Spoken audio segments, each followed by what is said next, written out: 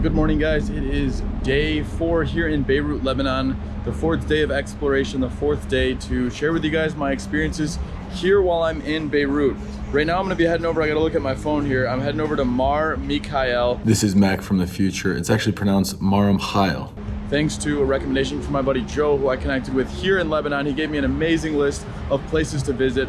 And so at this place, I'm gonna be able to find, actually in this place at night, you can find a lot of nightlife, but it's actually right down near where the explosion was. So there'll be an opportunity to see a lot of reminiscence of what happened. I wanna speak with maybe a few more people on the whole situation because I'm putting together a bunch of content on what it's like 1 year later, what the experiences were like, and a whole bunch more. But we're gonna take an Uber down there. It's about 40,000 Lebanese lira, and with the current exchange rate, that's about $2 to go like 25 minutes. So it's insane how cheap it is for someone with US dollars to come into a country like this. But at the same time, it's very, very sad because you can imagine being a Lebanese person, that's a lot of money.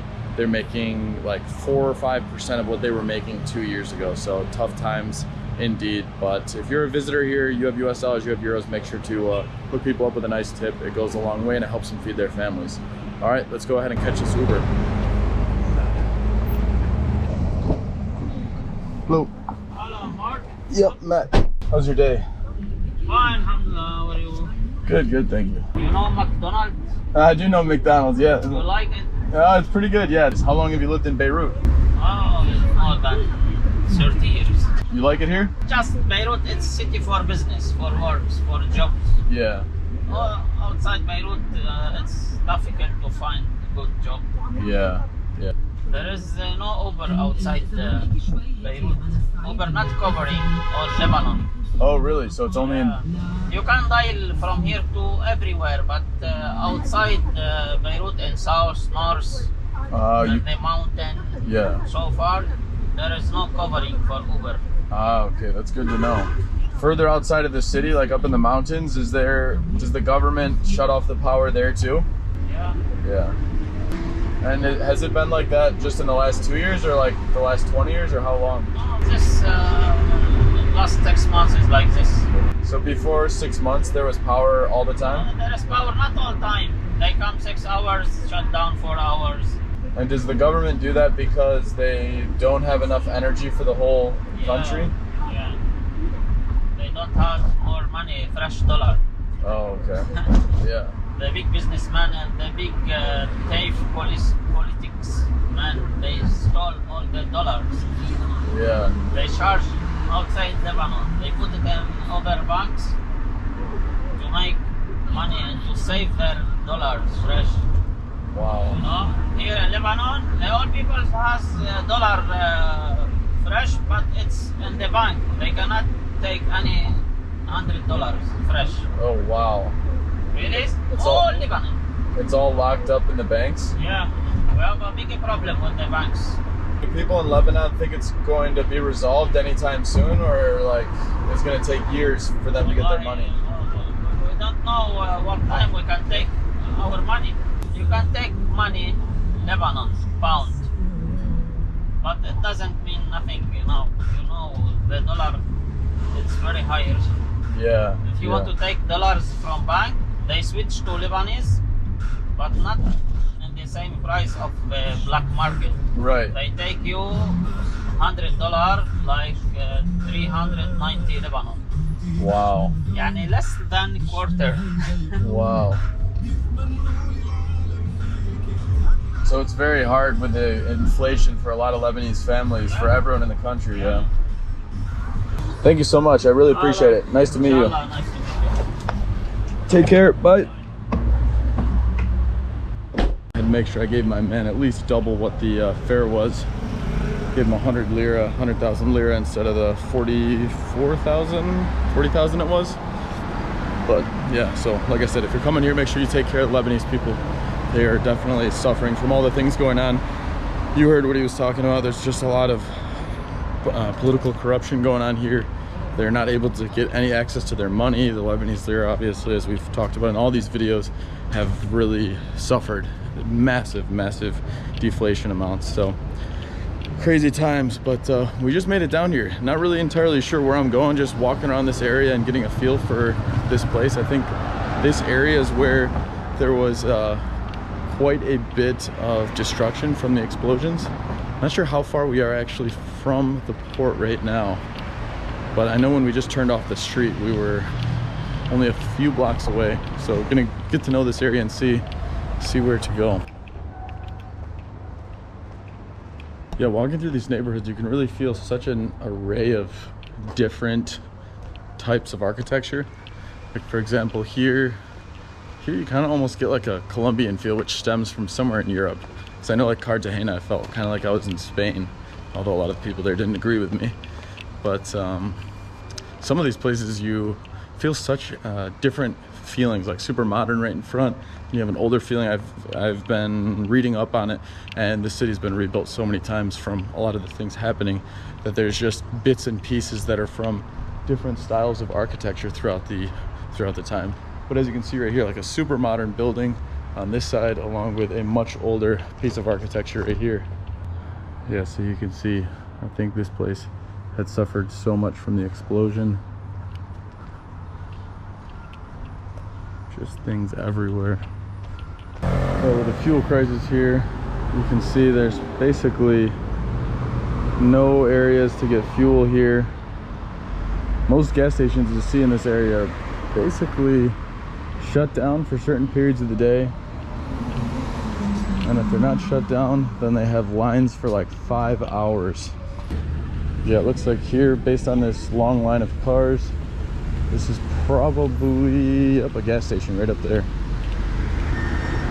So here's kind of the example. People are outside of their cars just waiting in line until the fuel runs out at this spot. So it's pretty crazy.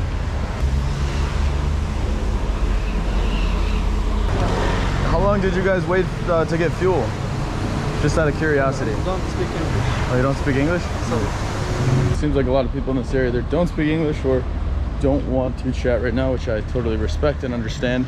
I'm just curious to kind of get some insider information on how long they were waiting for that specific line, because that was probably a 7-car line or so.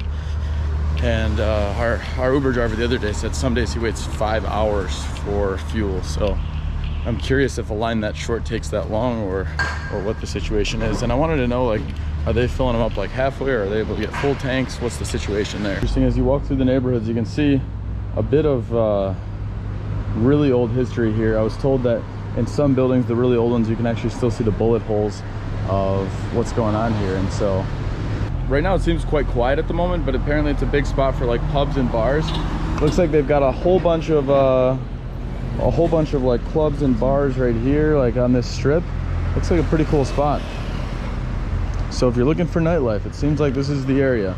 I always take Ubers, basically because it guarantees safety, because I know from point A to point B, it puts it in the GPS for them, and then I know the rate going forward anyways. And so like I've had situations where I've been taken advantage of, or like they try to charge me more or take a longer way, and so I usually tip them. I almost always do, as long as they're nice, like especially right now, like 2 to 3 times as much. So yeah, but going back to the gas stations here, like, I mean, this isn't a prime location, a lot of cars going by, and that's like a clear sign obviously of showing what the fuel shortage is like. They just simply don't have any gas to pump right now. About every 2 or 3 days. Okay, good to know. Yeah, Yes. thank you. What's your name? My name's Mac. Mac. And what's your name? Ahmed. Ahmed. Nice to meet you, Ahmed. Egyptian. Egyptian, yeah? Egyptian. From Cairo? Yes. Yeah, sweet, sweet. I love Cairo. Yes. Yeah, perfect. Well, nice to meet you, Ahmed. Take care. Salam alaikum. So I just spoke with Ahmed there from Egypt. Nice guy. Unfortunately, I wasn't able to get a full conversation going because he only spoke Arabic. But basically what we were typing on the phone was, I was asking him how often he gets more gasoline delivered to his gas station there. And it sounds like every 2 to 3 days. So like that goes to show you, like, a lot of these gas stations will be without gas 2 to 3 days. Then all of a sudden they get gas, and they have these massive lines of people waiting to fill up their cars. And I've heard both that people sometimes get a full tank, some people can only get a half tank, and they'll wait in these crazy lines. So it's really something you realize, like when you're in a place with these types of crises, you're just like, wow, you really take for granted like all these things that, you know, you're just used to going to the gas station, filling up your car, turning the light switch on, and you have power. All these different things that they're lacking right now. It's pretty pretty sad, pretty scary to experience. Yeah, it seems like that gas station right over there has been turned into more of like a parking garage rather than anything, because it says petroleum up top, but I can see where the gas pumps are. They just have cars parked there, and they look quite dusty from here. So that would tell me that they've probably been sitting there for at least a couple weeks. It almost looks like a Christmas tree up there, but that's actually the Lebanese flag with the cedars on them. I think it's about time that I finally try out some famous Lebanese ice cream. It's calling my name. I am really warm right now, so it's called Bachir Les Libanese. This looks delicious. Assalamu alaikum. You speak English? A little. What's your best flavor? Best flavor? So we're about to try out some Lebanese ice cream, and it looks very, very delicious for my man. What's your name? Ahmed?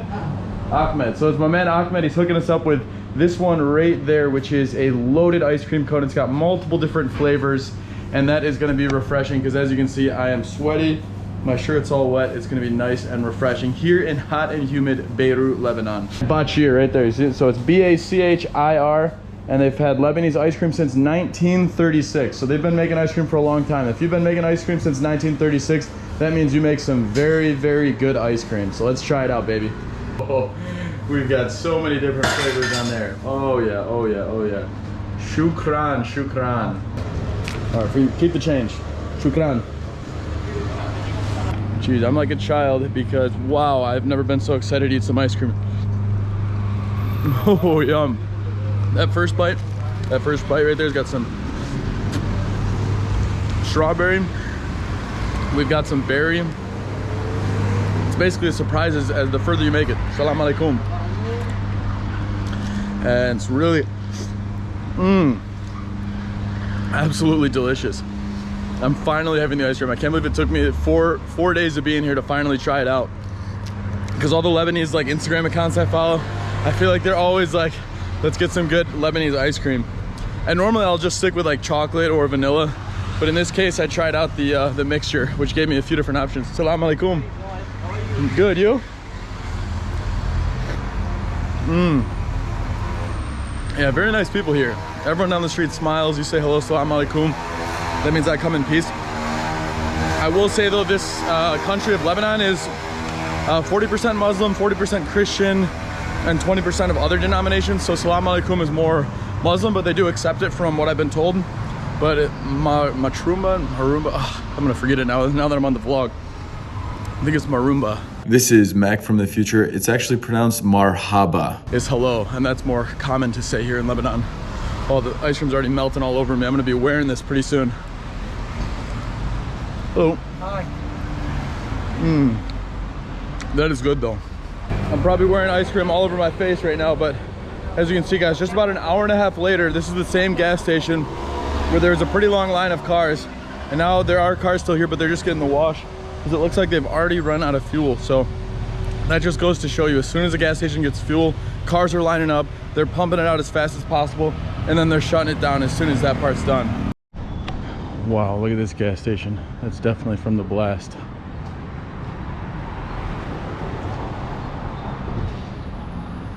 Jeez, look at the destruction it has caused.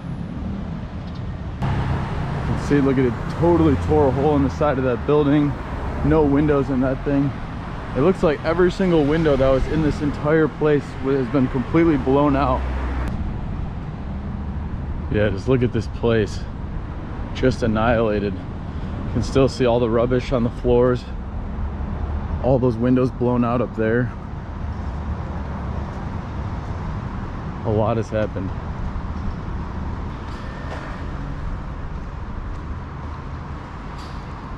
Look at this. This is 1 year later. So I'm at probably the spot where the explosion hit the worst, and it's pretty scary to see everything here. But I will say it's quite inspiring to see the signs that are up here that say Beirut will rise again. Salam alaikum. Hello, alaikum salam. What, very good, and you? Hi. How are you guys? Okay. Good. Are you Lebanese? Are you from Lebanon? Yes, yeah. Yeah, very nice. Where are Very you nice. from? The United States. The USA. USA, okay, yeah, welcome. yeah. Thank you, thank you. Yeah, walking around getting a feel for everything here. Were you guys here like a year ago when the explosion happened? You speak Arabic or no? No, no. Okay. I only know salam alaikum, that's all. This Making a YouTube video. YouTube, okay. Yeah, yeah. Were you close to the explosion? And the boat? The boat, the explosion? Yeah. And were you were right here? Here, yeah. Did it like blast you Yes. back? Wow. Yeah, and the car once سيارتك راحت your car تاجرتك كمان. Wow. Your car في شيء عطم بعده موجود عليك أو لا؟ لا. كله. Wow, so that's from it? Yeah. Did you have to go to the hospital? hospital? Yeah. رحت على المستشفى أنت و. No? Up here too from? Yeah. كمان ضربة. Wow. And what was your name? My name is Ali. Ali? You? Mac. Mac. Nice to meet you. Nice to meet you. Wassam? Wassam. Mac. Nice to meet you. Yeah, thank you guys. Shukran. Bye, bye. Take bye. care. Good luck. Bye. Good luck. Thank you. So we just heard it from those guys who were actually standing here when the explosion happened right back there, and they were showing me their video of their car, and everything just absolutely tossed them. So terrifying, like it's so scary to imagine it. We're actually right here now. I just walked about a block over, and that's right there. You see those are the silos. That is where the explosion happened. So this is like a direct blow from it, and that's why you can see all of these areas around here are really what took so much destruction. This is an entire year later, and you can see people are still working, getting things put back together. But I mean, even a year later, after probably people are working on this almost daily, cleaning up all of the mess, there's still just so much to do. And that just really gives you an idea of what an impact this explosion had, especially in these areas where they weren't blocked like the silos in some of the other areas. Yeah, as you can see right inside here, there's quite, I mean, this is an entire year later, and a huge blast. It has just destroyed everything. All the wires out of the building, everything. Hello. How are you? Mac. Salam alaikum. Yeah, I'm walking around here and looking at the place a year later from the explosion. Do you speak English? لا عربي. Oh, I don't speak English. Does anyone speak English? No. No? Oh, okay. كله عرب. Oh, okay, only Arab. Yeah. All right. Salam alaikum. Nice to meet you. Ça va bien? Yeah. No, salam alaikum. Salam alaikum. Does anyone speak English? No English? No, no. No? صورنا صورة. Yeah. Yeah? Salam alaikum.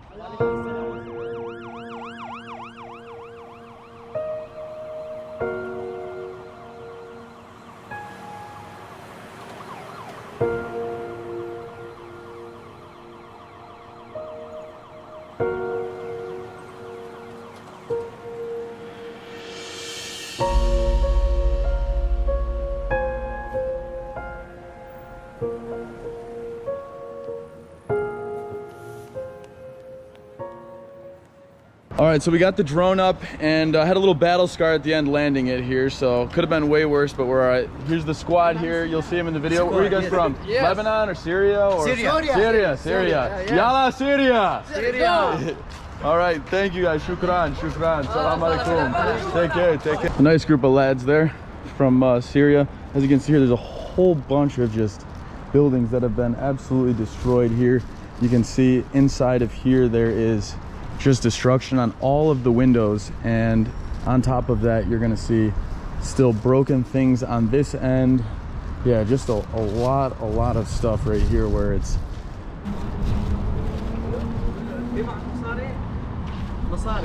Masare. I don't know what Masare is.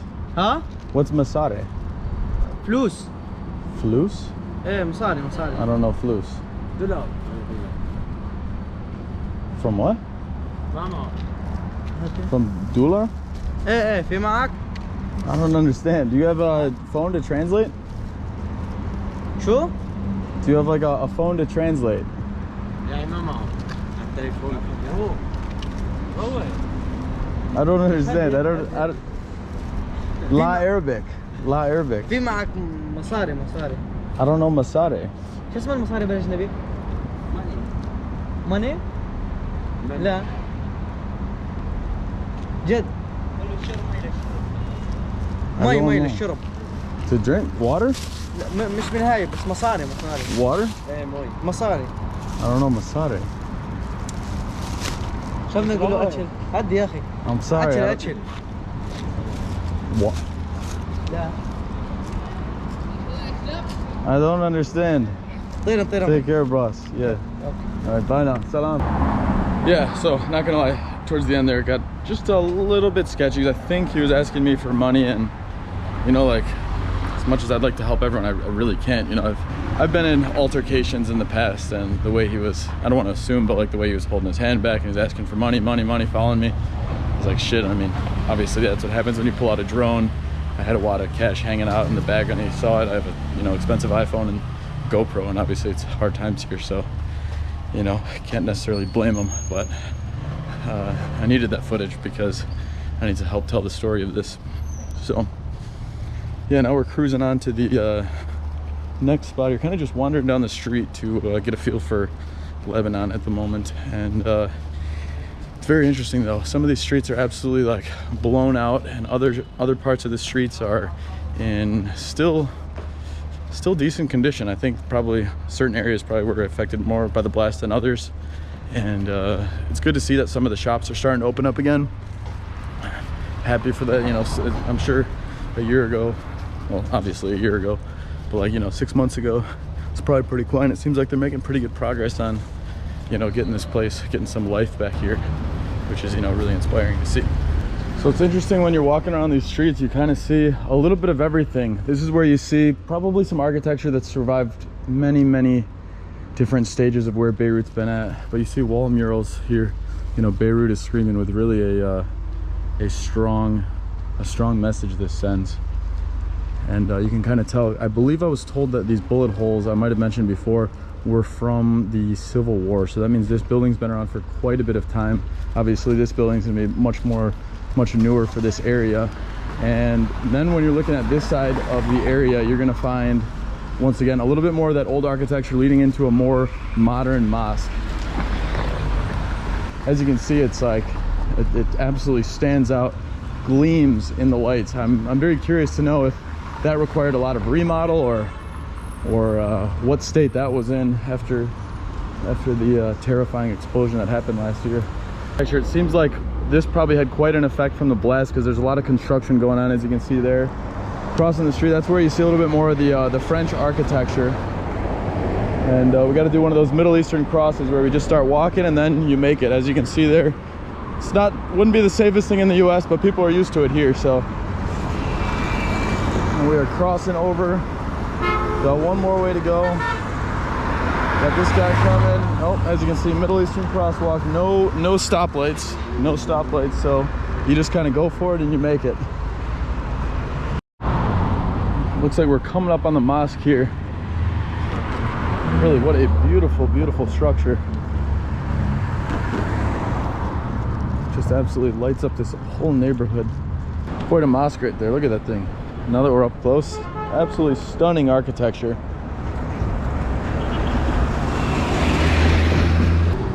So check out this wall mural I just came across here right in Lebanon. It's got such a powerful message, hope, and absolutely beautifully created art. Beautifully created art. I mean, the level of detail it shows, basically bringing people together, the birds. I'm not an expert on murals, but I can tell you that is an absolutely stunning piece of artwork. Right down here, I'm not entirely sure where this is, but it's downtown, pretty close to the port, and on this main street, just right down the street from the mosque.